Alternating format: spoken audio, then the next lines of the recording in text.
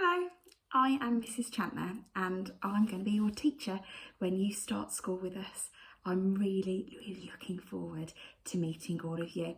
But I thought I could read you a story, and this story is all about starting school. It's Topsy and Tim Start School. Topsy and Tim Start School. The story is written by Jean and Gareth Adamson, and it's published by Ladybird Books. Topsy and Tim were off to school after a fantastic summer holiday. They felt happy and excited. They walked straight past their old nursery. Topsy and Tim were going to join the bigger children at the primary school. They knew the primary school was a cheerful, friendly place.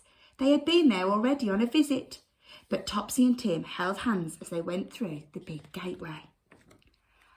"Oh, look," said Tim, "there's Tony Welch." "Hi, Tony," called Topsy, but her voice came out not quite loud enough. The primary school was much noisier than their old nursery. Some of the bigger children did look very big. Topsy and Tim soon met several of their old friends, as well as Tony. Miss Terry was Topsy and Tim's class teacher. She showed them where to hang their coats and bags. Each peg had a different picture by it. "Remember your special picture," said Miss Terry, "and then you will know your own peg." "My peg's got a rabbit like Wiggles," said Topsy. Tim's peg had a picture of a black umbrella. He wasn't sure he could remember an old umbrella.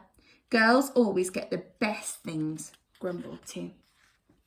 Mummy took Topsy and Tim into their new classroom. "There's Tony again," said Topsy. They went to see what he was doing. Tony was busy doing a jigsaw. "Would you like to do a jigsaw puzzle, Topsy and Tim?" said Miss Terry. Topsy and Tim found plenty of interesting things to do.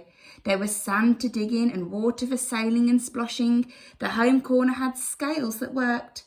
When they felt like looking at books and pictures, they sat on the carpet in the quiet corner. The bell for playtime seemed to ring too soon. Miss Terry led the children into the school playground. It was full of big boys and girls, all making a noise. Topsy and Tim stayed close to Miss Terry for a while. Soon, Topsy and Tim were playing happily with some new friends. Then a big boy rang a loud bell. Everybody stopped playing and stood in lines to go back into school. Dinner was served by two jolly ladies, Miss Knitting and Mrs. Pie. At least Topsy and Tim thought those were their names.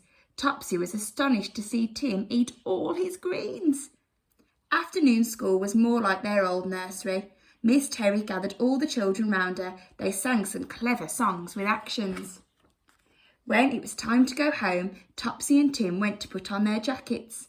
"I can remember my peg picture," said Tim proudly. "It's an umbrella."